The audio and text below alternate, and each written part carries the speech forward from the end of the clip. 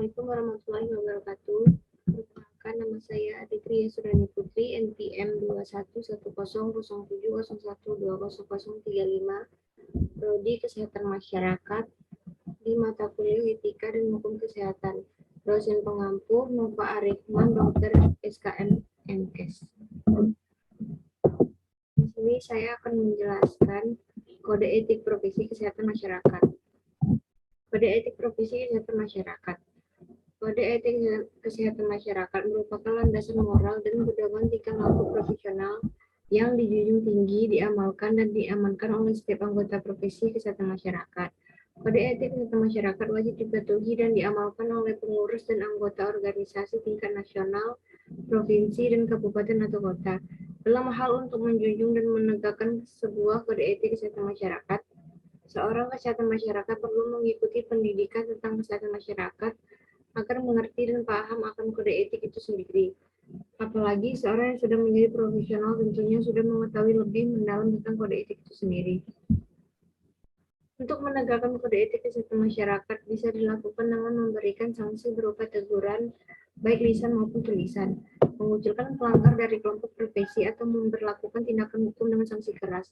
Karena kesehatan masyarakat sebagai ilmu dan seni untuk mencegah penyakit, memperpanjang masa hidup, dan meningkatkan kesehatan melalui upaya bersama masyarakat secara terorganisir untuk sanitasi lingkungan, pemberantasan penyakit, pendidikan kesehatan, pelayanan kesehatan, dan sebagainya, mengandung makna bahwa aspek preventif dan promotif adalah lebih penting daripada kuratif dalam rangka peningkatan status kesehatan masyarakat. Pendekatan preventif promotif yang melibatkan keikutsertaan masyarakat mempunyai implikasi bahwa klien profesi kesehatan masyarakat bukanlah individu tetapi masyarakat. Dalam melaksanakan upaya masyarakat tersebut, dengan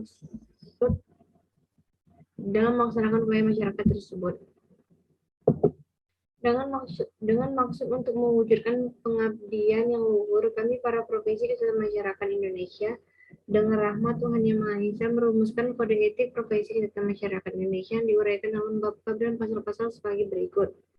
Bab 1. Kewajiban umum. Pasal 1. Profesi kesehatan masyarakat harus menjunjung tinggi, menghayati, dan mengamalkan etika profesi kesehatan masyarakat. Pasal 2. Dalam melaksanakan tugas dan fungsinya, profesi kesehatan masyarakat lebih mementingkan kepentingan umum daripada kepentingan pribadi. Pasal 3. Dalam aktivitas, efisiensi, dan mengutamakan penggunaan teknologi tepat guna. Pasal 4. Dalam melakukan tugas dan fungsinya tidak boleh membeda-bedakan masyarakat atas pertimbangan agama, suku, golongan sosial, politik, dan sebagainya, profesi atau keahliannya. Bab 2. Kewajiban terhadap masyarakat. Pasal 6. Dalam melaksanakan tugasnya dan fungsinya selalu berorientasi kepada masyarakat sebagai satu kesatuan yang tidak terlepas dari aspek dan budaya. Pasal 7. Dalam melaksanakan tugas dan fungsinya harus mengutamakan pembinaan kesehatan yang menyangkut orang banyak. Pasal 8. Dalam melaksanakan tugas dan fungsinya harus mengutamakan pemerataan keadilan. Pasal 9. Dalam pembinaan kesehatan masyarakat harus menggunakan pendekatan penyuluh dengan usaha-usaha promotif, preventif, protektif, dan pembinaan kesehatan masyarakat. Pasal 10. Upaya pembinaan kesehatan masyarakat hendaknya didasarkan kepada fakta-fakta ilmiah. Pasal 11. Dalam pembinaan kesehatan masyarakat profesional yang telah diuji melalui kajian-kajian ilmiah. Pasal 12. Dalam menjalankan tugas dan fungsinya harus bertanggung jawab dalam melindungi, memelihara, dan meningkatkan kesehatan penduduk. Pasal 13. Dalam menjalankan tugas dan fungsinya harus berdasarkan antisipasi ke depan, baik yang menyangkut masalah kesehatan maupun masalah lain yang berhubungan atau memengaruhi kesehatan penduduk. Kesehatan. Pasal 14. Dalam melakukan tugas dan fungsinya harus bekerja sama dan saling menghormati dengan anggota profesi lain tanpa dipengaruhi oleh pertimbangan keyakinan, agama, suku, golongan, dan sebagainya. Pasal 15. Dalam melakukan tugas dan fungsinya bersama-sama dengan profesi lain, hendaknya berpegang pada prinsip-prinsip kemitraan, kepemimpinan, pengambilan praarsa, dan kepeloporan. Bab 4. Kewajiban terhadap profesi. Pasal 16. Ahli kesehatan masyarakat hendaknya bersikap proaktif dan tidak menunggu dalam mengatasi masalah. Pasal 17. Ahli kesehatan masyarakat hendaknya senantiasa memelihara dan meningkatkan profesi kesehatan masyarakat. Ahli kesehatan masyarakat hendaknya senantiasa berkomunikasi, membagi pengalaman, dan saling membantu di antara anggota profesi kesehatan masyarakat. Penggunaan kode etik. Perkembangan zaman di bidang kesehatan mulai mengalami kemajuan yang pesat baik dalam teknologi dan tenaga kerja medis itu sendiri.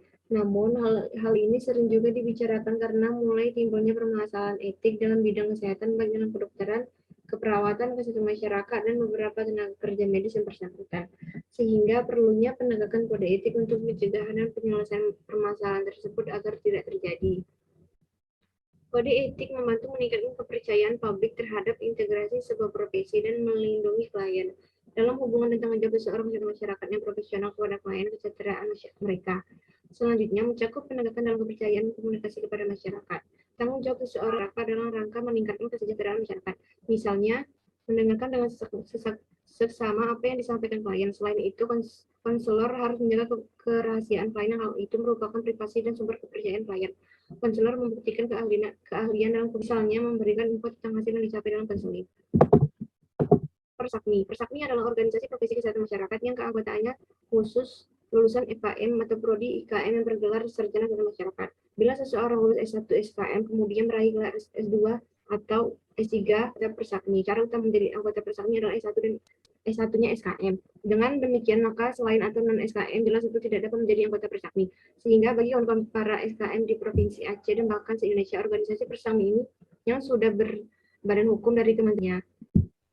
Dengan demikian, maka Persakmi ini bagi para SKM adalah merupakan tempat atau wadah menyampaikan gagasan ide, pembinaan wawasan berorganisasi, berkumpul, bergabung, berdiskusi, selain mendukung sesama SKM baik dalam bekerja, advokasi hukum dan sebagainya dalam rangka kemajuan Kesmas dan SKM itu sendiri.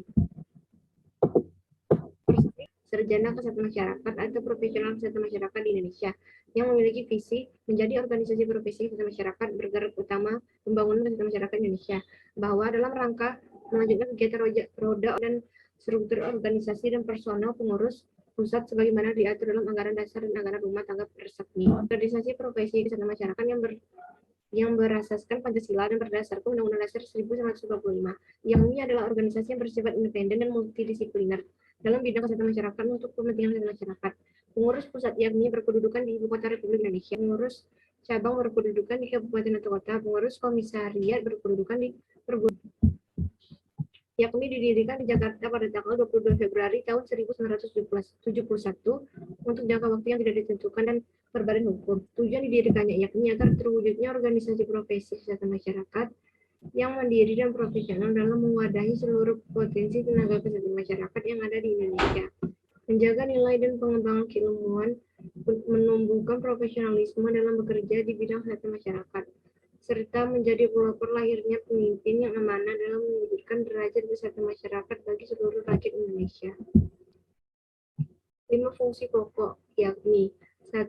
Menghimpun tenaga kesehatan masyarakat dan atau profesi kesehatan lainnya yang bekerja di bidang kesehatan masyarakat untuk aktif dalam organisasi profesi yakni 2. Membangun hubungan kerjasama dengan organisasi profesi kesehatan dan organisasi non-kesehatan masyarakat, baik di dalam maupun di luar negeri untuk kepentingan kesehatan masyarakat Indonesia. 3.